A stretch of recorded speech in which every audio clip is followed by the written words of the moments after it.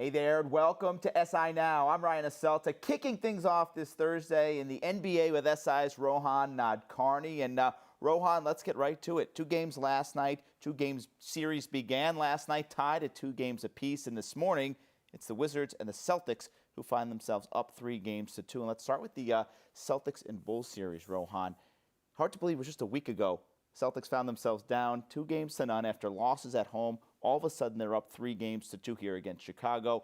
What's changed in the last week for Boston? Well, I think the biggest thing, honestly, has been the Rajon Rondo injury. The Bulls are just not getting good play from their point guards right now. I mean, Isaiah Cannon played big minutes again last night. I just don't think that's sustainable. I'm not really agreeing with a lot of the decisions Fred Hoiberg has made. I know it's easy for me. I'm sitting on this chair right here, but not putting Jimmy Butler and Isaiah Thomas in the fourth quarter, that's an interesting decision to me. They're giving Cannon all these minutes. I think they'd be better served playing without a point guard, having Wade and Butler be the backcourt, mixing in more Paul Zipser. And if you're going to play a point guard, where's Denzel Valentine been? I mean, he's been on the team all year. Instead, they're running with guys like Cannon. It just doesn't make a lot of sense to me, some of the decisions Hoiberg's made. I mean, we saw what happened to Michael Carter-Williams in Game 4. Why did he step on the court in Game 5? So, I think Hoiberg's had a tough decisions to make with Rondo's injury, but he hasn't adjusted in the right way, and I think that's been a big issue for them so far. So I think the Rondo injury has really been the biggest difference. You mentioned Hoiberg. He's been a story himself in this series. His criticism of Isaiah Thomas, his claims that Thomas pretty much carries the ball on every possession. Well, last night he was asked about that and if Thomas carried the ball during Game 5. Here's what he had to say. Jose Pavone, WEEI.com, and Causey Street blog. Fred, did you see Isaiah carry the ball at all in this game? No.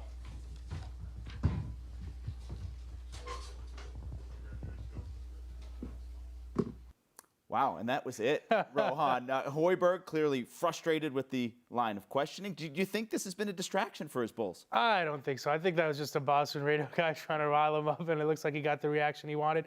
I don't think that's been a distraction. I mean, Isaiah Thomas has been great. If anything, I mean, they know what they can do to at least try to slow down Isaiah Thomas. That's put one of the best defenders in the game and Jimmy Butler on him. So I don't think that's too big of a deal. I mean, that was kind of a funny moment. But they have bigger issues than what's going on in the press conferences. 2 things that have to happen for the Bulls to force a Game 7. I think they need Rondo back on some form. They need Jimmy Butler to have a big game, and I'm going to give you a third thing, and that's play less Isaiah Cannon. I mean, the guy's playing his heart out. He's not, he's giving max effort, but too many minutes on the court for him. So they got to find a different 5-man group to close. Right. The other series still going on in the East. That's the Wizards. They grab a 3-2 series lead on the Hawks last night. Big night for John Wall, Bradley Beal. They combined for 47 points, 11 boards, and 15 assists. 14 of those assists were John Wall's, just to put that out there. Now, when we talk about that tandem, Rohan, is this the type of tandem that can take a team deep into the playoffs? Without a doubt. I mean, we know this week Sports Illustrated, we have Lee Jenkins wrote about John Wall, comparing him to the other great point guards in our game. John Wall's right up there. He's as talented as a guy like Russell Westbrook. His ability to find his teammates, make his teammates better. You look at guys like Otto Porter. They've had huge years, and that's largely because of Wall, just, finding them in their spots. That's absolutely the kind of tandem that can carry a team deep into the playoffs. Bradley Beal has finally lived up to the potential that people expected when he came out of college. Always been a great shooter. He's kind of made his game more well-rounded now. So, especially in the East, I don't know if there are a lot of great 2-man combinations outside of Cleveland. Wall and Beal are probably more talented than any 2 players on the Celtics. So, I think they're definitely capable of leading a team deep into the playoffs. All right, 2 Game 6s tonight. Bucks, Raptors, Spurs, Grizzlies. The Bucks and Grizzlies return home down 3 games to 2. Can either of these teams wake up on Friday morning and still have their season going on? I think so. I think both these teams have a great chance to win tonight. Memphis has been playing San Antonio really well, especially the 2 games Memphis played at home. Their offense was outstanding. David Fizdale, we talk about coaches making the right adjustments. He's done a great job of, he hasn't, stuck with anything for too long in this series. He's been willing to put in rookies or make adjustments, do whatever it takes to win a game. That's very important. The Bucks-Raptors series, that one, it can go any which way, and it wouldn't be surprising. I mean, Toronto made a great decision last game to put Norman Powell into the starting lineup. I think that helps them a lot. Having said that, the Bucks defense is very strong. Unfortunately, you never know what you're going to get from Kyle Lowry or DeMar DeRozan. They can shoot the Raptors out of this game as much as they can shoot them to win. So both these teams have a great chance to force a Game 7. No concern over what you saw from Milwaukee in Game 5? I mean, they went up to Toronto, really got run out of the building quickly. It's tough. I'm of the opinion that playoff series are so fickle. I mean, look at what Milwaukee did in Game 1. It looked like, it could have been a sweep, though, how well they played, shutting down Lowry and DeRozan. We've seen DeRozan have a game this series where he didn't make a field goal. So, the swings in the series have been wild. They're going to be wild. So there's definitely concern. I mean, neither of these teams have been consistent, but I think that's what makes this such a, up in the air game. All right, we'll see that tonight in Game 6. Thunder, of course, have been eliminated from the playoffs. Well, Wednesday, Russell Westbrook pledged his allegiance to OKC, saying Oklahoma City is where he wants to be. Now, Westbrook is eligible for another contract extension. When you look at this situation, Westbrook, Oklahoma City, the contract, the money that could be out there now on an extension for Russ, do you expect him to stay long-term in OKC? Yeah, I would be very surprised if Westbrook didn't stay in Oklahoma City for a couple reasons. First of all, he's going to get offered an absurd amount of money, something in the neighborhood of $40 million a year. It's very hard to turn down that kind of security, especially people forget someone with a history of knee issues. He's had some knee injuries in his career, so I don't know if he's going to be the kind of guy willing to turn down all that kind of money. B, I think Russell Westbrook definitely wants to win, but I think the people who've interviewed him and this personality that we've seen come through, he's a little bit of a stubborn guy, and I think he wants to win in Oklahoma City. I think it would mean more to him to win there than anywhere else. I think he wants to vanquish the Warriors, so I would be very surprised if he left. He's a very loyal guy, and I think he has a lot left to prove in Oklahoma City. What should he be asking for personnel-wise, supporting cast-wise? When he goes in, that contract extension is offered to him. What caveats are in there saying, I'm going to sign this thing, but you need to get me A, B, and C? Well, it's a two-way street because, the organization come back and say, hey, we gave you Kevin Durant, and while you guys were outstanding together, maybe part of the reason why he left is because he didn't love playing with you. So I think it's got to be a two-way street in Oklahoma City. Russ has obviously got to ask for more shooters. He's got to ask for more people that can complement his style of play, that can space the floor for him. At the same time, he does need to prove that he can keep another superstar happy because it's going to take another superstar for them to win a championship. All right, his season is over. We are still talking about him, though. Rohan Nadkarni, thanks for being with us, man. All right, we're now just over 9 hours away from the start of the NFL Draft. SI.com will have you covered all night with our special NFL Draft show. Maggie Gray, the MMQB's Albert Breer, SI's Andy Staples, and a slew of others are going to break down the draft right here on SI.com. That's tonight, 7:45 Eastern, right here on SI.com and Facebook Live. But before that, we're going to continue to get you ready for the NFL Draft. Months of analyzing, predicting, criticizing, it's all going to come to an end when the Cleveland Browns take the podium in Philadelphia.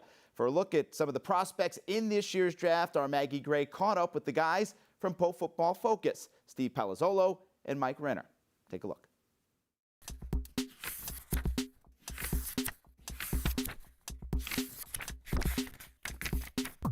Well, the common refrain on the NFL draft is it's not a perfect science. We know that. But Pro Football Focus is as close as it gets. Grading every snap a player takes in college, they're able to see the full composite of an NFL draft prospect.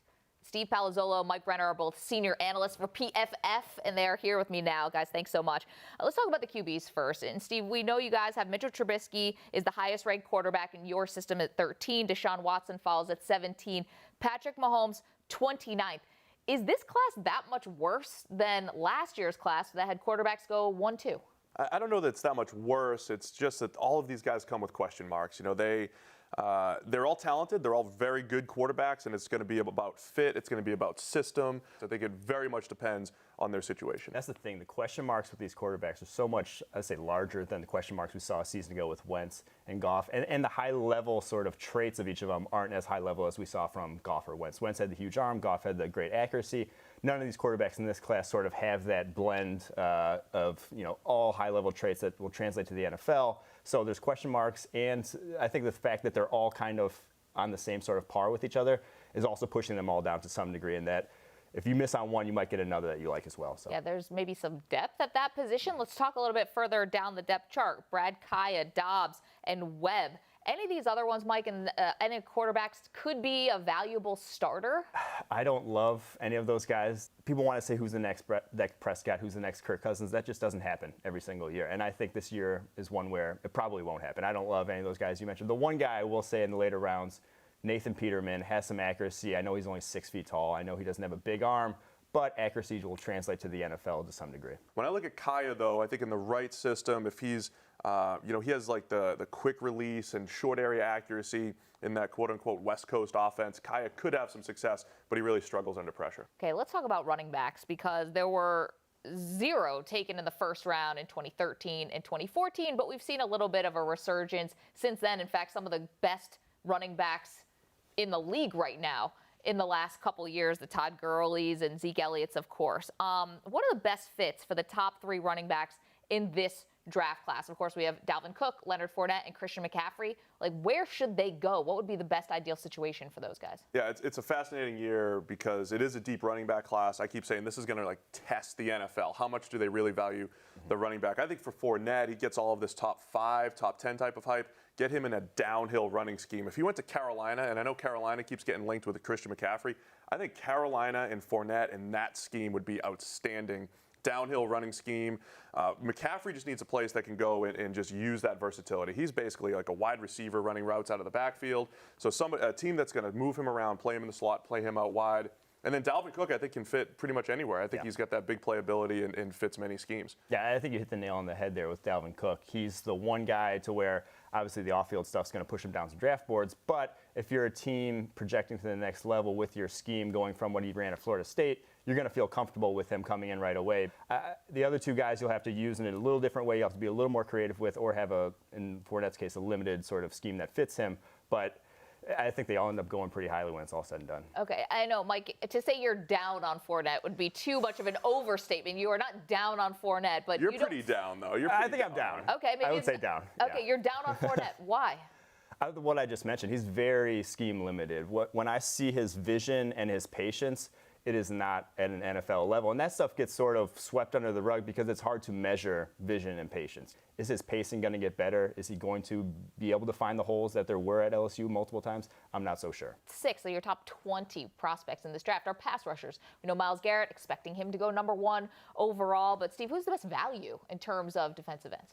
I think Derek Barnett of Tennessee is a guy that you have to look at. When you look at a pure production, Barnett and Garrett were very much on par. Both came into school the same year, 2014, started as true freshmen in the SEC, and they were outstanding.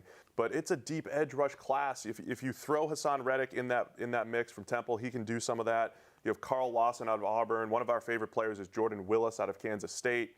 Charles Harris out of Missouri. There are a lot of good edge rushers here, but keep an eye on Barnett because we think he's a top 10 player, and if he drops, he could be a steal. I want to add one more player to who you all mentioned, Malik McDowell, Michigan State. Not really thought of much as an edge rusher because he's around 295 pounds, but at 295 pounds at 6'6", isn't necessarily a guy you have to play on the interior. I think he could play a power defensive end type of role, and he beat up Mike McGlinchey, one of the best offense tackles in college football last year from Notre Dame. Only 20 years old. I'm a fan of his. Okay, one more defender I want to ask you about, and that's Jabrill Peppers, because the one word associated with him is versatile.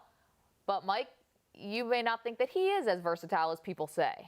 I think people sometimes conflate versatility with a guy that's a tweener. He, to me, is more of a tweener. He just did a lot of things. Because he did a lot of things doesn't necessarily mean you want him doing all those things once he gets to the NFL. He played a position at Michigan that doesn't really exist in the NFL. He was kind of an overhang slot corner / linebacker, depending on the formation you saw. That's not going to hold up at linebacker once you get to the Yeah, I think ultimately he's a box safety. You put him in the box, let him run to the ball. When he's left unblocked, he explodes to the ball. He flies to the ball. So I think he's a safety that covers tight ends and flies to the ball in the run game. That's not versatile. That's a very specific role. Is there a team you see that would be a good fit for someone like Peppers? We believe he's going to go somewhere in the back end of the first round, perhaps? So it's funny because New England is a team that I think would use him right in kind of their Patrick Chung role, but they don't have a pick right now, so obviously that's not necessarily going to happen. I think the Baltimore Ravens may be in the middle of the second. I know they've added Eric Weddle. They have Eric Weddle and Tony Jefferson there, but I think Peppers can be deployed as almost in a 3-safety type of role. I think Baltimore might use him. I think once you get to the top of the second round, any team running sort of the Seattle cover 3 could use him in a Cam Chancellor-esque role. So, San Francisco now, San Diego's team like that could be in use of a service. Los Angeles. Which one? Chargers. Yeah, the Chargers. Los Angeles Chargers. Steve and Mike, thank you guys so much. Of course, later on tonight, NFL Draft Live starts at 7:45 p.m. Eastern Time. It's going to be these guys. It's going to be me, Albert Breer, Andy Staples, whole cast of characters. Dana Holgerson from West Virginia is going to stop by. We're going to be taking you through the entire first round of the NFL Draft. Guys, really appreciate the insight. Thank you so much. Thank you.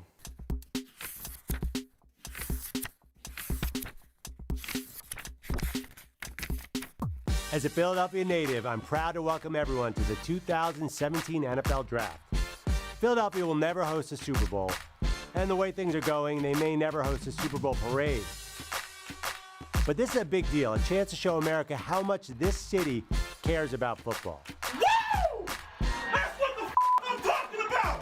I admit, there have been a few lowlights. Santas have been booed. Snowballs have been thrown. I gotta tell you what a joy it is to come to Philadelphia. Bounties on kickers have been issued. Sure enough, first kickoff, 2 Eagles went after it in Tejas. All true and well documented. But if you really want to understand this city's football legacy, let's look at the way Hollywood views the Eagles. In 2006, Disney gave us Invincible, the true story of former Eagle Vince Papale, starring famous Patriots fan Mark Wahlberg. Does it end with an Eagles player winning the Super Bowl or making a game-winning catch? Not exactly. The big scene was Papale returning a muff punt in a meaningless game against the Giants in the 70s. A muff punt? In the 80-year history of the franchise, all we get is a muffed punt? Then there was Silver Linings Playbook. Robert De Niro and Bradley Cooper as huge Eagles fans? What could go wrong there? Turns out, a lot. Instead of football, I got mental illness and ballroom dancing. It's all ruined now. It's all ruined. It's all ruined now. But of course, the cinematic theme on Thursday won't be special teams or mental illness. The NFL is holding the draft on the Art Museum steps. The same ones Rocky ran up in one of the greatest scenes in movie history. Just like Rocky, the city has been down, but they're ready to rise up, to make America forget about that really crappy Santa in 1968. Or that time Eagles fans booed the selection of Donovan McNabb in the '98 draft. The truth is, Super Bowl win or no Super Bowl win, Philadelphia is the greatest football town in the country. No city is more passionate, more knowledgeable, more loyal. No city is more excited to be hosting the NFL Draft. And like Rocky, you can knock us down, but we keep coming back. Philly, you're on the clock. I love you. Now don't screw this up.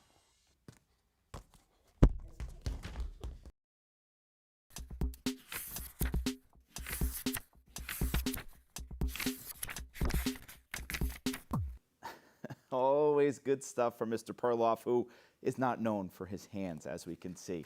All right, for months we've heard draft analysis from the experts, the guys paid the big bucks to break everything down. But how about a different perspective here? Here's SI's Andy Staples with West Virginia head coach Dana Holgerson and offensive coordinator Jake Spavital on which players they've faced that would make the perfect fit in the NFL.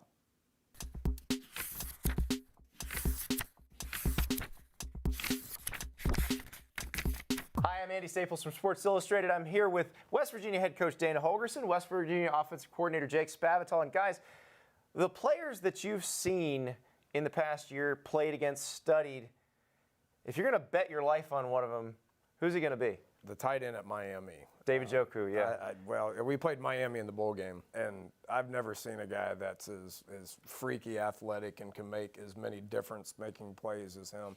I mean, he caught a pass, and we had 16 guys around him and couldn't get him on the ground, and he scores a touchdown. I mean, you know, the NFL is wanting guys like that. They want those guys that can do multiple things. You know, the tight end stuff, everybody's like, Dana, why don't you use a tight end? Well, those guys are pretty hard to find, too. Like those dang D linemen that everybody's talking about as well. So he's going to go high. He's a guy that can put his hand on the ground, but you can widen him out and move him around. He's going to make a lot of catches, make a lot of plays for a long time. All right, Jake, you were the offensive coordinator at Cal last year. Who did you see that you'd bet your life on in this draft? I'm going to go with Solomon Thomas at Stanford. I thought he was very disruptive. You know, he plays all over the offensive line. He's playing 5 technique to a head-up nose at times. You know, you can't really game plan for the guy. At one point in the game, I had to stop running the ball because he was choking us out up front. So, you know, that's a compliment to him that we had to end up using our perimeter game as much as possible because he's so disruptive up front.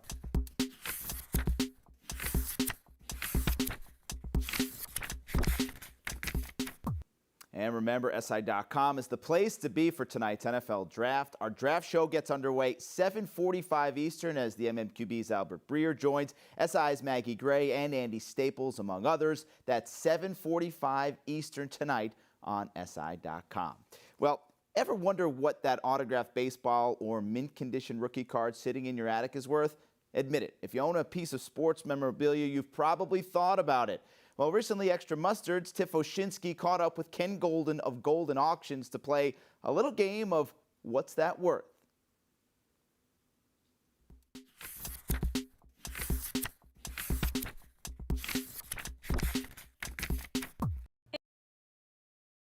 It's time for everyone's favorite game, What's That Worth?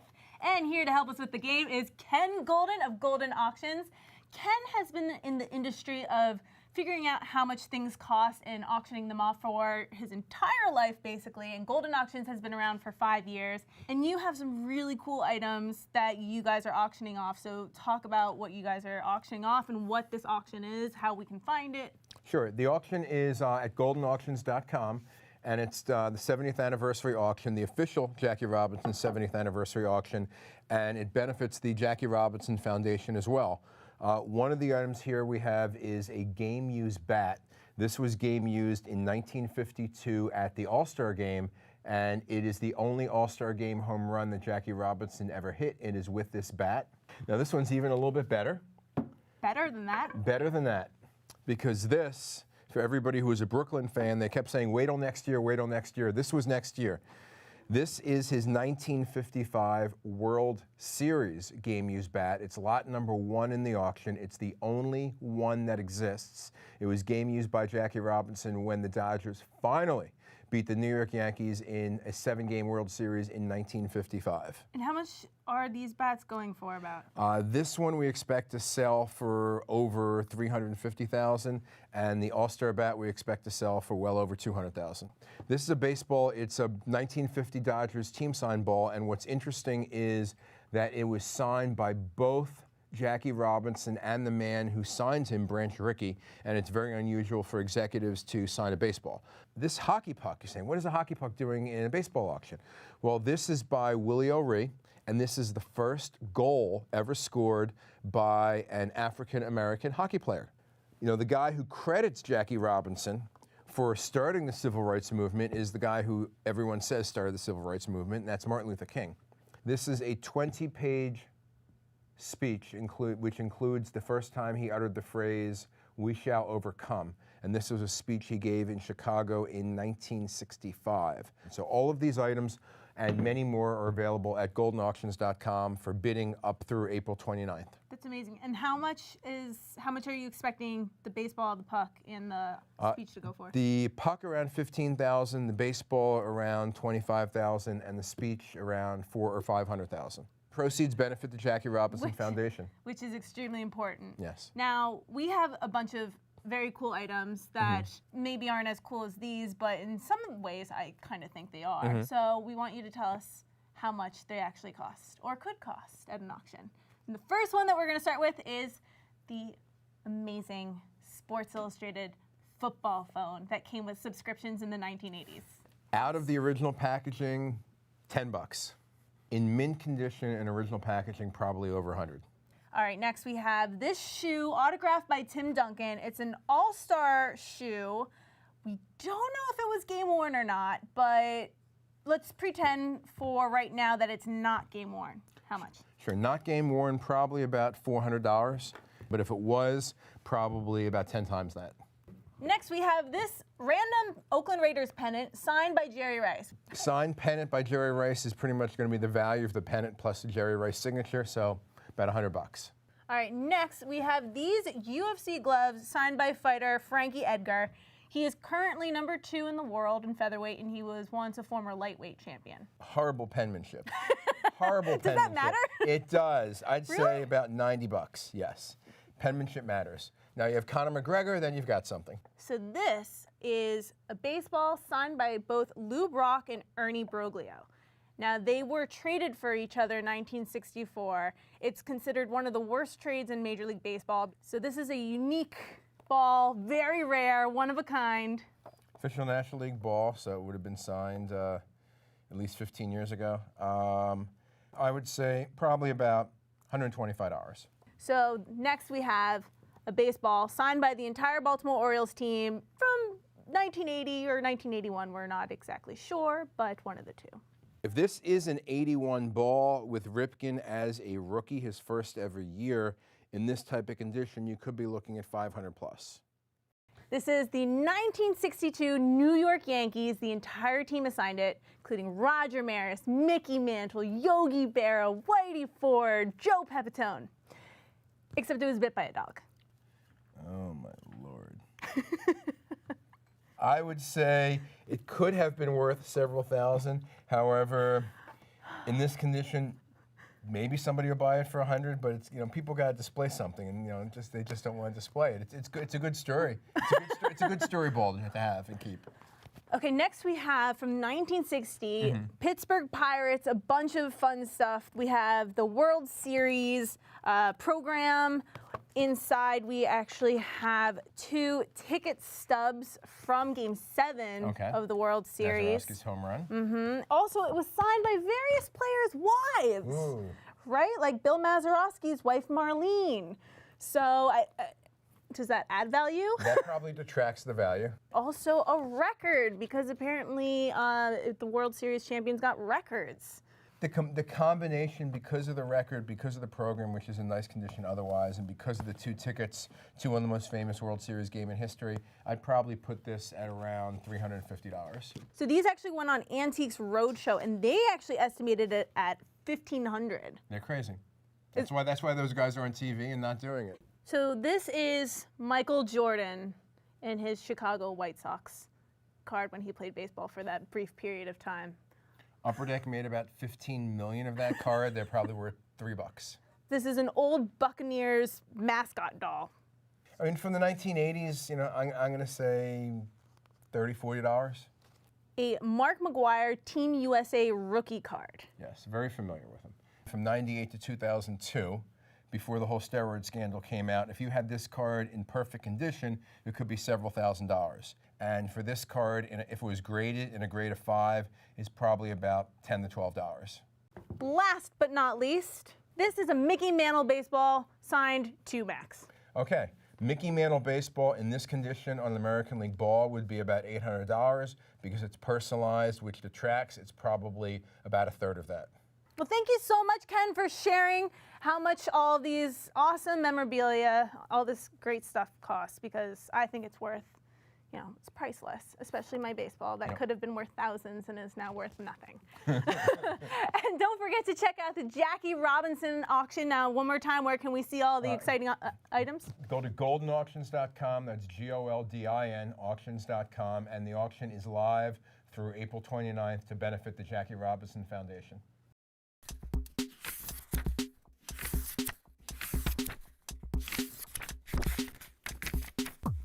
Good stuff. I think we all learned, keep your autographed baseball away from the dog. Thanks, Tiff. All right, that's going to do it for this Thursday edition of SI Now. We're going to see you tomorrow at 10:30 a.m. Eastern, but before that, check out our NFL Draft Show. That's tonight, 7:45 Eastern, right here on SI.com and Facebook Live. And, of course, don't forget to follow us on Twitter at SI Now Live. Have a great day.